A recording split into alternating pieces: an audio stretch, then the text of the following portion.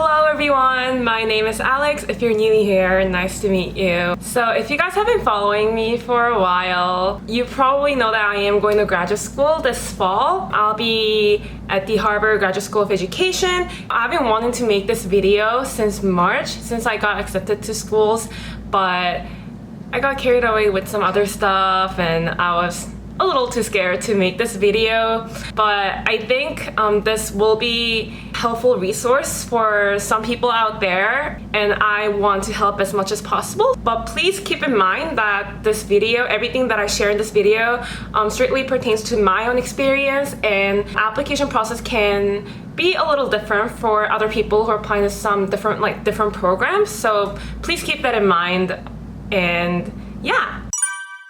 I graduated from college, Vassar College, in June, so that's 2 months ago, and I applied to all the grad schools during the first semester of my senior year. The schools that I applied for include Harvard, Stanford in the States, and Oxford and Cambridge in the UK.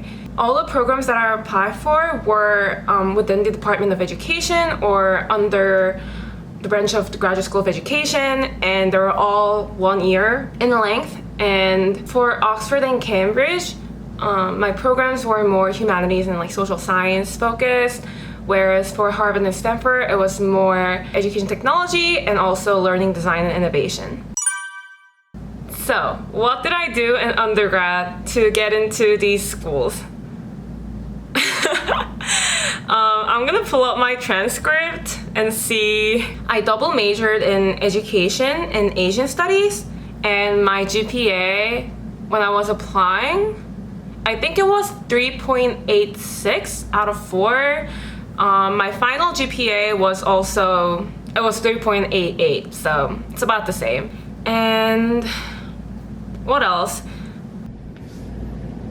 Okay, let's go over my CV together. For education, I have my undergrad college and my majors and GPA listed, and the other schools that are mentioned. I did a lot of summer programs and I also studied abroad, so yeah, I listed all of them. I don't think you have to, and I forget why I did that, but I did anyways.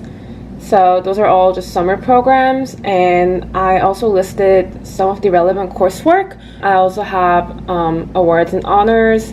This was before my graduation, so I just have the scholarship. The next one is research interests and experience. So I had to write my senior thesis for both of my majors. I also have a bunch of keywords, research interests. Again, I don't know if this is necessary. It really depends on the program. For my programs, I had to write a research proposal, and 2 of my programs I was applying to, they were very much research and academic focused, so I just decided to include them in my resume. Experience, it's a list of internships or any sort of professional experiences that you had. I also included the ones that were only relevant to my programs.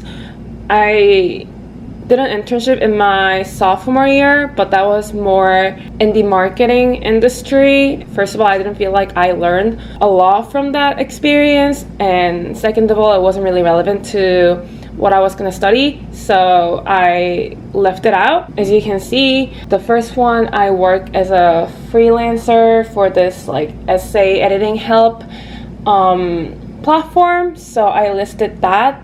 I am in charge of managing tutors and educating them, giving them training, and recruiting them. So I have that there, and one below is my summer internship for my junior year. It's an internship at an ed tech company. I did it for about 10 to 11 weeks, so I just put it in there.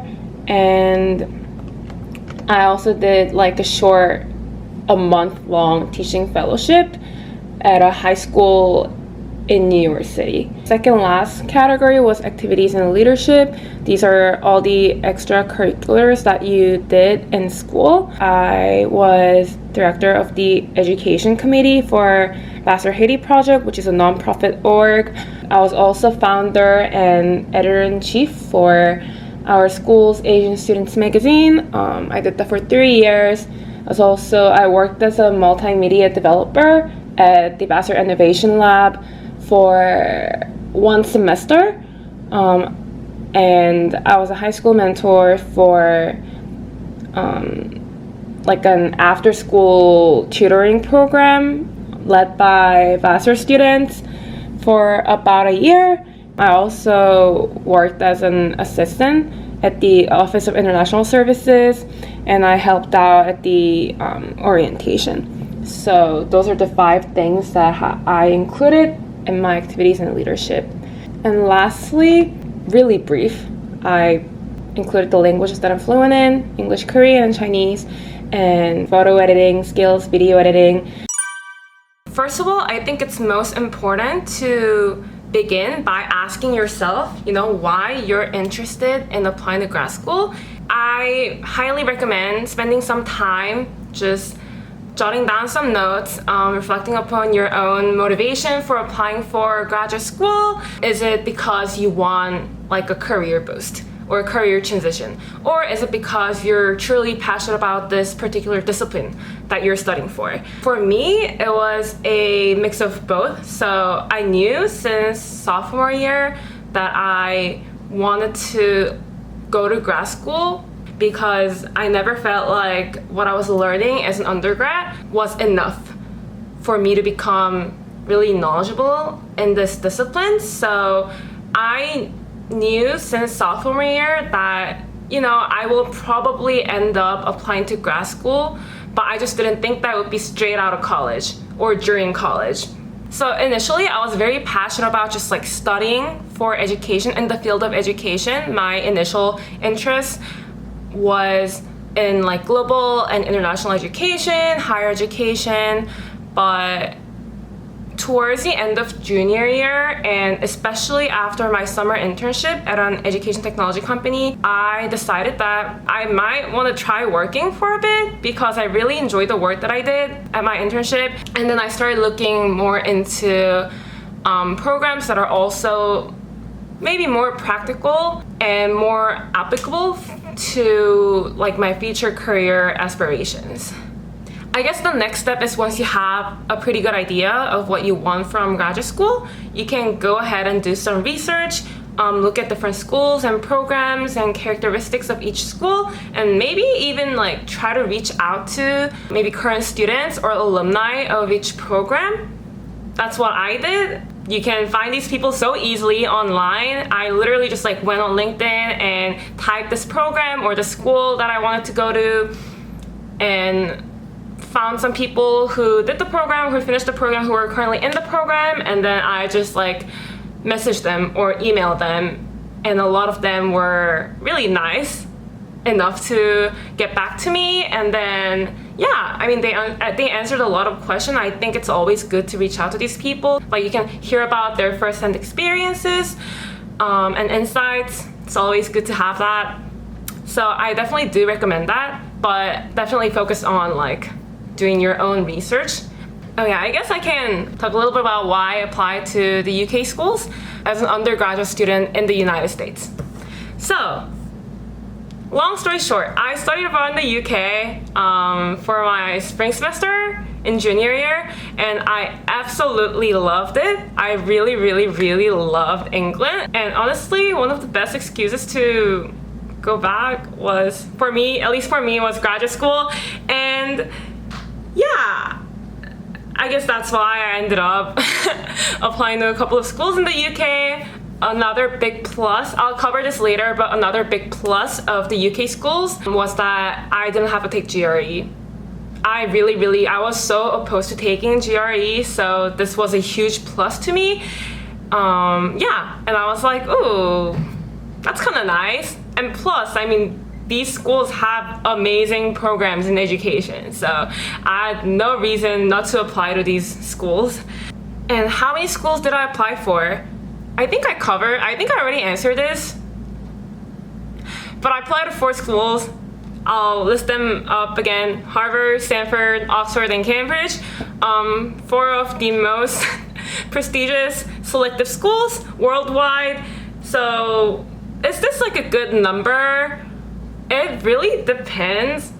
I would say probably not, because I had no safety schools at all.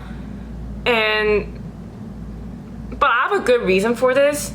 So when at the time I was applying for graduate schools, I wasn't fully committed to the idea of going straight to grad school after undergrad. Whenever I talk to like alumni, I think a lot of them always recommended taking a year or two off from undergrad and maybe gaining some work experience, and then, if you still feel strongly about applying to grad school, then do it. So it was almost like a bit of a risky move. The question I asked myself was, will I go to school 100% if I get in? And these 4 schools were the ones that had my yes. If you know that you may not want to go straight to grad school, you're still like sort of on the fence, like you're not really sure if this is what you really want, honestly, then if you can, take some time off. You don't have to go straight in. But for me, I had this whole visa issue, and I knew that I wanted to stay abroad a little longer. I'm originally from Korea, but if I go back to Korea after undergrad, I knew it was even harder for me to like leave home later. In that moment, this was probably the best time for me to apply if I want to stay abroad a little longer. So yeah, I think for this I'm going to do like a comparison between the UK and US applications. There are a list of materials that are like required by pretty much everywhere, and that's transcript, resume, statement of purpose, and 2 to 3 recommendations. I got all my recommendations from my professors. Okay, here's a comparison part. So what's different between the US and UK application?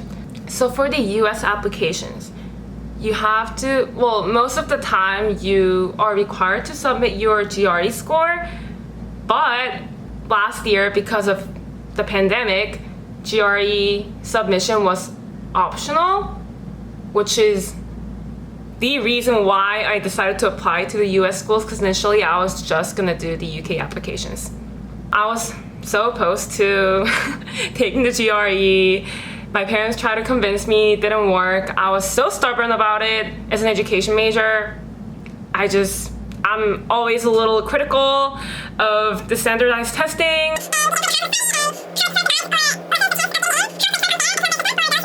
So other than the GRE, I think it was just a transcript, resume, statement of purpose. I had to write a couple of short paragraph responses for the Stanford program. Yeah. For Oxford and Cambridge, however, although they don't require GRE, it's a lot more writing heavy, and let me emphasize this, it's very, very, very writing heavy, okay? For Oxford, I had to submit 2 writing samples along with my statement of purpose. I think the requirement is like less than 2,000 words, and both of my writing samples were around 2,000 words. I would say like 1,700 and like 1,900. Yeah.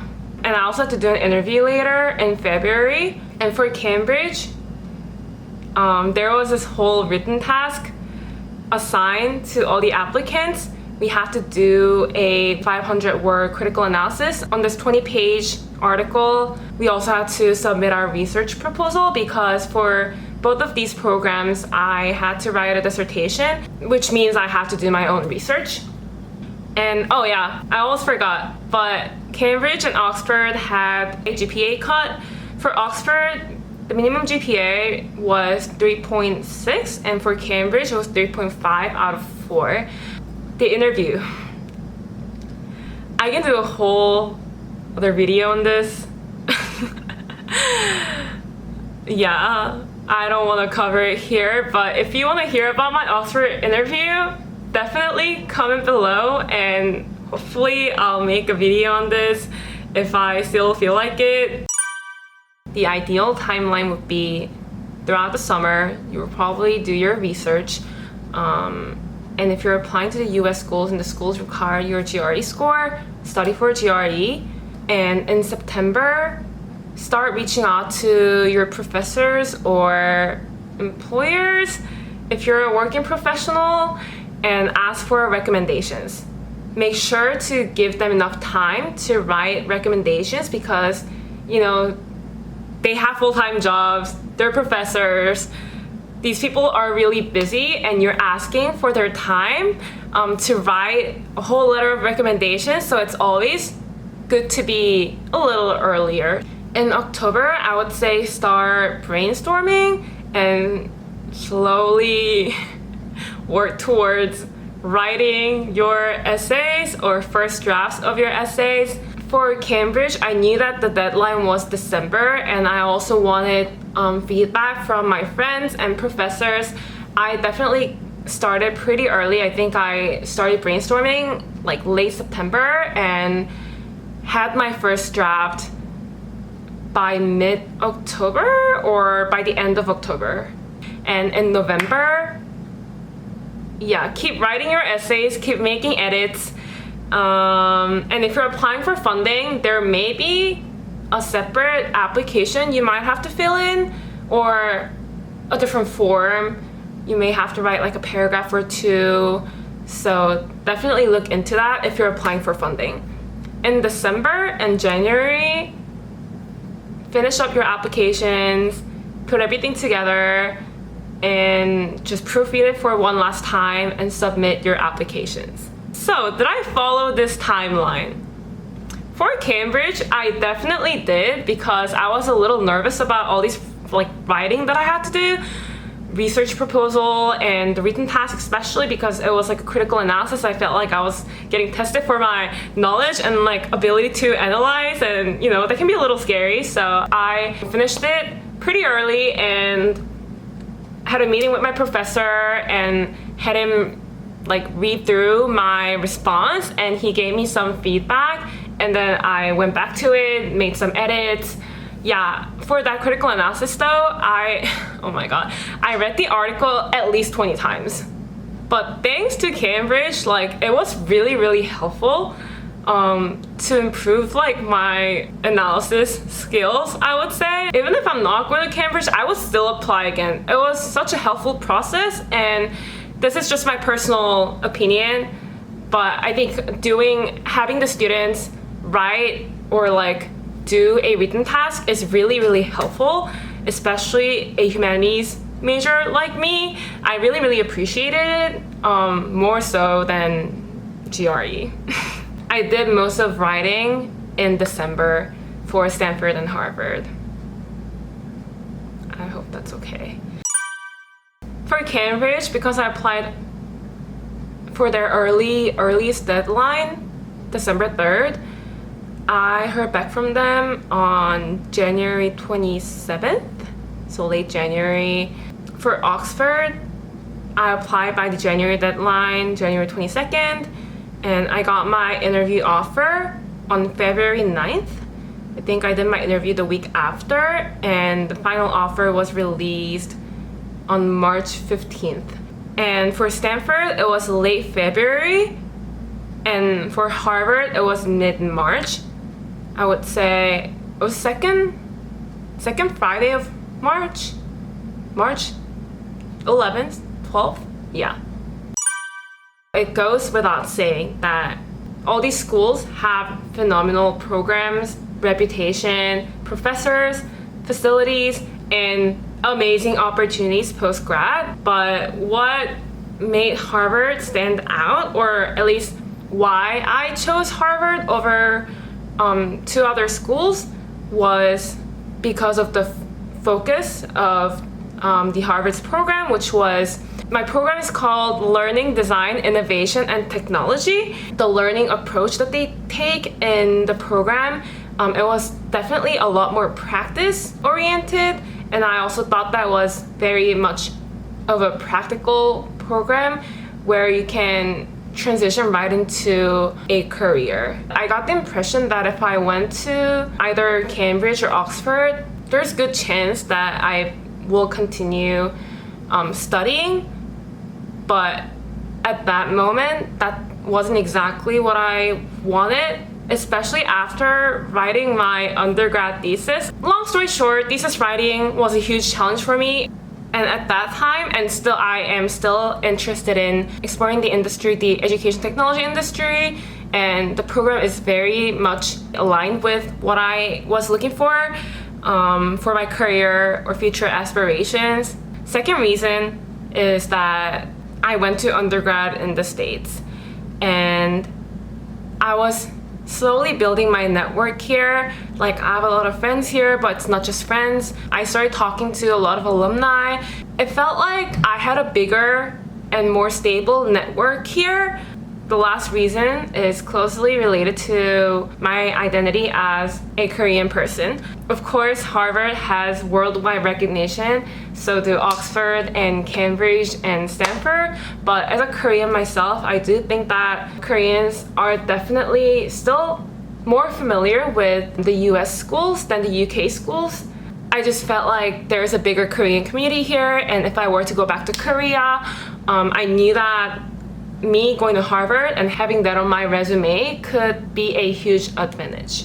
So, last but not least, all about the money. Ta-da! So let me start by saying that these master's programs, graduate programs, are really expensive. They're not cheap. And we don't even have to go as far as looking at like the tuition fee, because the application fee itself is already like pretty expensive. For Oxford, it was 75 pounds, Cambridge 70 pounds, Harvard was $85, and for Stanford, it was 125 US dollars. For tuition, UK schools are definitely cheaper than the US by almost 20,000 US dollars. So the UK schools that I applied for, they're around $33,000, whereas for the US, it was over $50,000. With Stanford, it was closer to $60,000. And I'm talking about just tuition, not including any living expenses or room and board. This is just tuition fees. So do they provide funding and financial aid from these schools?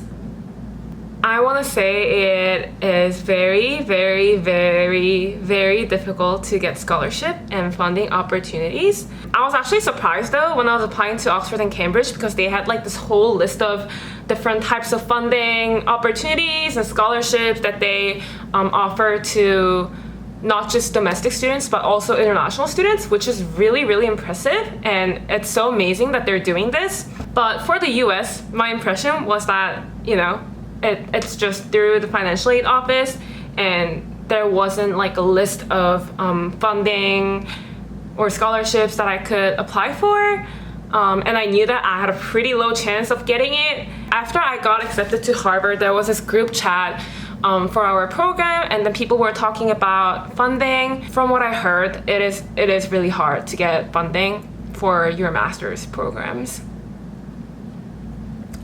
And this leads to my next point, which is privilege and just like financial background. I was extremely lucky enough to come from a family who can fully support financially, and all I really have to take care of or care about was my application and my grades. So that being said, I want to encourage everyone to really consider all these different factors. Can you afford it? Or even if you can't, is this master's degree really worth all the student debt or hours of research into external funds? I'm not here to blindly encourage everyone to just apply for grad school and that it will be beneficial for everyone. I can't guarantee the outcome of a master's degree because I myself haven't even started my program. So I would say please, please, please spend some time doing research, evaluating pros and cons of going to grad school, and make a wise choice that's best for you in your current situation. So I hope you found this somewhat helpful if you're applying to grad school or if you're thinking about applying to grad school. And as much as I don't want to just encourage everyone to consider grad school, for those who are interested in applying to grad schools and think it's worth the time, energy, and investment to do all the research, and you feel passionate about going to grad school, please give it a shot. I can tell you with confidence that I am not a genius myself, and although I am a very hardworking person, I honestly thought there was a high chance of not getting into any of these schools, but I got into 3 out of 4 of these schools. If you watch this whole video and didn't skip any parts, you probably feel pretty strongly about applying to grad school. So, I want to say go for it, or at least start looking into it, doing some research. And I personally found it very fun to look at these schools and programs, and you get to be the judge of these programs. I think that brings us to the end of this video. Thank you so much for watching this, and if you have any questions, please comment below. I would love to hear, what you found helpful or what felt like an overshare, which is totally understandable. I tend to talk a lot, so please let me know, and I will come back with, I don't know, maybe vlog, maybe more advice on college or grad school application, or maybe something else, but we'll see. Thank you again for watching, and I'll see you guys later.